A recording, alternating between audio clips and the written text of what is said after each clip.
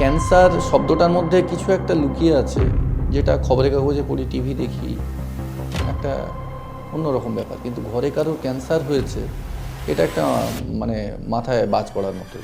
সাহায্য বলতে গেলে না, এই সময় আশপাশের লোকজন একটু গুটিয়ে যায়, কিন্তু সরকারি হাসপাতালে গিয়ে যা দিশেহারা অবস্থা দেখি, তাতে আমার কখনো সরকারি হাসপাতালের ব্যাপারটা মাথাতেই আনিনি আমি আর কি।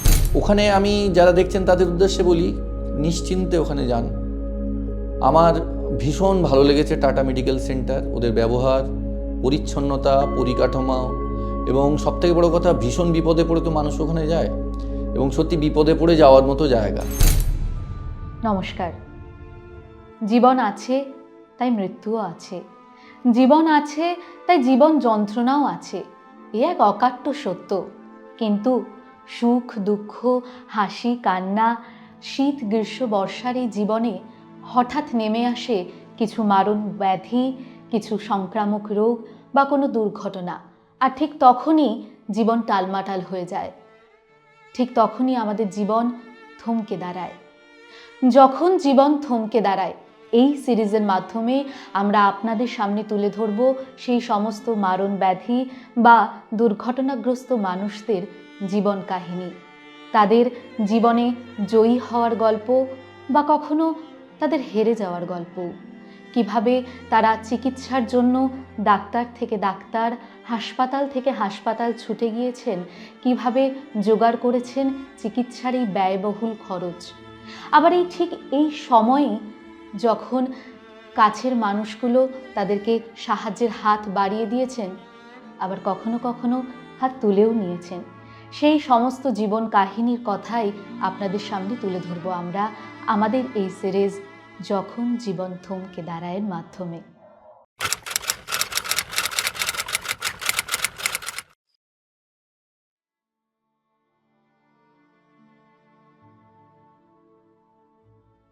নমস্কার, সুরঞ্জনবাবু, আপনাকে স্বাগত জানাই।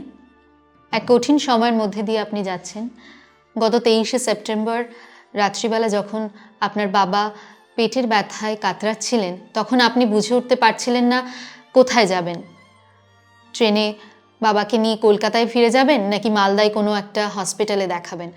তো আমাদেরকে সেই রাতের ঘটনা যদি কিছু একটু শেয়ার করেন। নমস্কার, আমি সুরঞ্জন হরি। হ্যাঁ, 23শে সেপ্টেম্বর আমি তখন প্ল্যান্টে, মায়ের ফোন, বাবার পেটে ব্যথা হচ্ছে। সাধারণত বাবা মায়ের কোনো শারীরিক অসুস্থতায় আমায় খুব একটা কাজের জায়গায় ওনারা ফোন টোন করেন না, কিন্তু ফোন এলো মানে আমি তখনই বুঝলাম ব্যথাটা সাধারণ ব্যথা নয়, অত্যন্ত বেশি বা সমস্যাজনক। আমি আমার ডাক্তারবাবুকে ফোন করলাম, উনি ব্যথার কিছু ওষুধ বললেন, আমি সেগুলো ওষুধের ব্যবস্থা করলাম ঘরে, কিন্তু সেই ব্যথার ওষুধ খেয়েও বাবার পেটে ব্যথা কমছিল না। শেষ পর্যন্ত ডাক্তারবাবু বললেন ওনাকে ব্যথার ইঞ্জেকশান দিতে হবে। অত রাত্রে আমি ব্যথার ইঞ্জেকশানের ব্যবস্থা করি। ইঞ্জেকশান দেওয়ার কিছুক্ষণ পর ব্যথাটা ঠিক হয়, কিছুটা কমে, কিন্তু ব্যথাটা রয়েই যায়। তখন ডাক্তারবাবু আমায় বলেন ব্যাপারটা খুব একটা ভালো কিছু নয়, এটাকে আপনাকে নার্সিংহোমে ভর্তি করতে হবে বা অপারেশন করতে হবে, এরকম কিছু একটা ব্যাপার কিন্তু আসছে, মানে ঘরে রেখে শুশ্রূষার মতো জায়গা নেই। পরদিন সকালবেলা উঠে বাবার অবস্থা দেখলাম আরও খারাপ। বাবা আরও দুর্বল, ক্লান্ত হয়ে পড়েছেন, বারবার বমি করতে চাইছেন, অনেকবার পাতলা পায়খানা হচ্ছে। তো বাবা তখন বললেন আমি ট্রেনে করে যেতে পারবো না। সেই মুহূর্তে আমি বুঝে উঠতে পারছি না, আর 2-3 ঘন্টা বাকি, 12:30টায় ট্রেন, আমি ট্রেনে করে নিয়ে যাব না এখানেই ভর্তি করব। তো বুঝে সুঝে না পেয়ে আবার মনস্থির করলাম না, কলকাতাতেই নিয়ে যাব, কারণ ডাক্তারবাবুর কথা শুনে বুঝেছিলাম বাবাকে মালদায় রেখে খুব একটা ভালোভাবে সুস্থ করা যাবে না, বড় হাসপাতাল বা ডাক্তারের ব্যবস্থা করতে হবে। তখন আমার এক বন্ধুর সাহায্যে অনেকগুলো পলিথিন প্যাকেট নিয়ে বাবাকে কোনো মতে চ্যাংদোলা করেই ট্রেনে তুলি। বাবার শরীর ছেড়ে দিয়েছিল এবং সেই ব্যথাটা কন্টিনিউ হচ্ছিল। যদিও ট্রেনে বহুবার বমি করেছেন বাবা, কিচ্ছু খাননি। প্রথম 5-6 বার বমি হয়েছে একটু হলুদ রঙের, তার থেকে সাদা জল প্রায় 20 থেকে 25 বার। কলকাতায় গিয়ে আপনি কিভাবে জানতে পারলেন যে আপনার বাবার মারণ ব্যাধি ক্যান্সার হয়েছে? কলকাতায় গিয়ে সিএমআরআইতে বাবাকে ভর্তি করার পর ওরা প্রাথমিকভাবে সমস্ত টেস্ট করে ফেললো একদিনের মধ্যেই। পরদিন সকালবেলা আমি যখন গেলাম, বাবাকে সিসিইউতে রাখা আছে, বাবা সুন্দর হাসছেন, কথা বলছেন, খাওয়া দাওয়া কম, স্টুল পাস হয়নি। এবং পরীক্ষা করে ডাক্তারবাবু যার আন্ডারে ভর্তি হয়েছিলেন, মেডিসিন স্পেশালিস্ট, তো উনি আমায় বললেন যে আপনার বাবার আরও কিছু টেস্ট বাকি আছে, তবে আমরা একটা কোলোনোস্কোপি করব, কারণ ওনার যেহেতু স্টুল পাস হচ্ছে না এবং পেটে স্ক্যান করে দেখা গেছে কোথাও একটা জায়গা ফুলে আছে, আর বেশি কিছু বললেন না।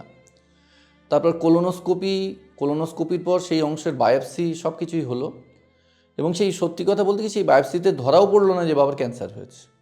ডাক্তারবাবু কিন্তু এতটাই অভিজ্ঞ ছিলেন, উনি আমায় ফোনে বললেন যে বায়োপসিতে ক্যান্সার ধরা পড়েনি, কিন্তু আমি আপনাকে 100% বলছি, শুনুন, আমার ধারণা, আমার অভিজ্ঞতা বলছে ক্যান্সার হয়েছে।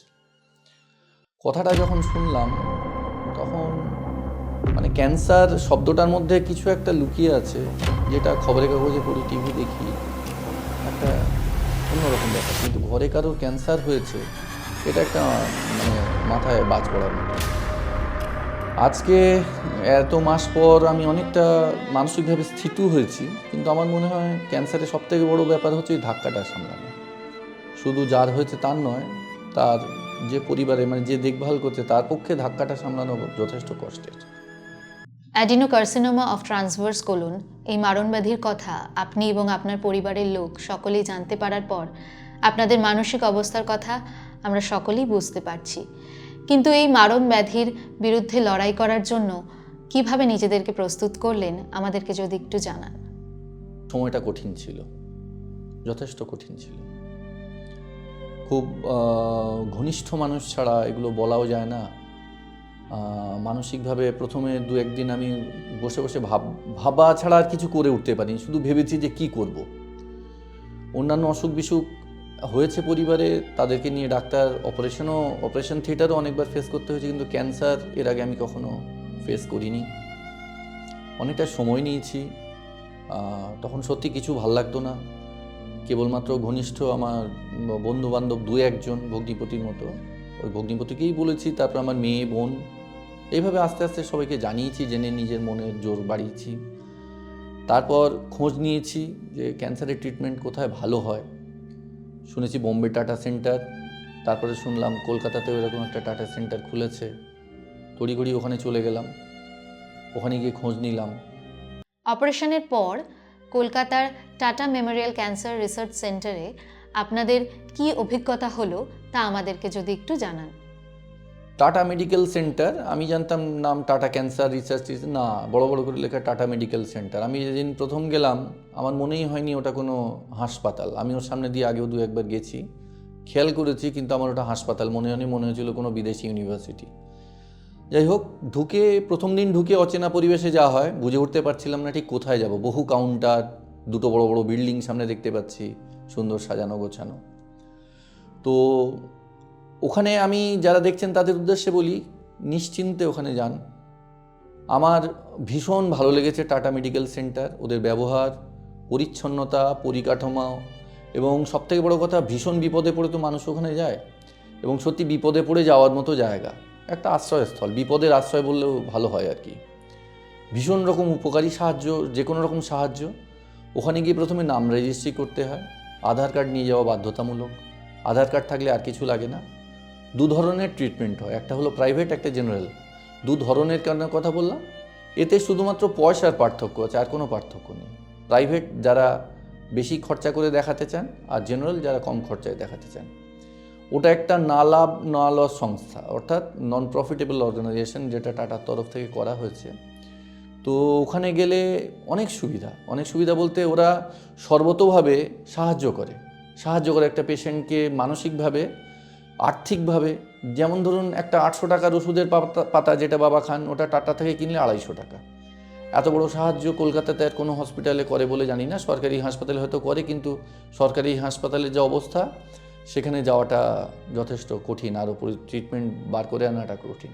যেহেতু অপারেশন হয়ে গেছে, তাহলে আমার অপারেশন পরবর্তী যে ট্রিটমেন্ট সেটাই করা বাকি ছিল। সেরকমভাবে ওরা আমায় মেডিসিন ডিপার্টমেন্টে পাঠিয়ে দেয়, সেটা ফেজ 2-তে।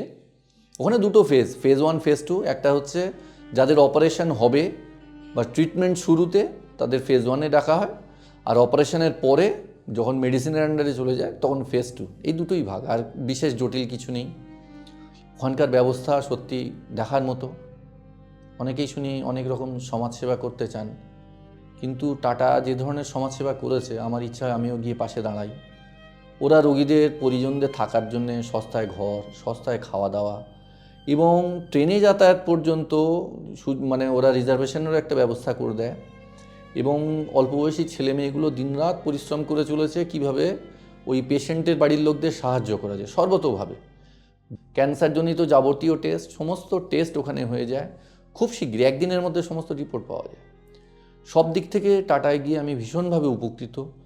পরিশেষে বলি, আপনাকে এবং আপনার পরিবারের সকলকেই এবং সর্বোপরি আপনার বাবাকে যে এই মারণ রোগের বিরুদ্ধে আপনাদের যে লড়াই, তাতে আমরা সবসময় আপনাদের পাশে আছি।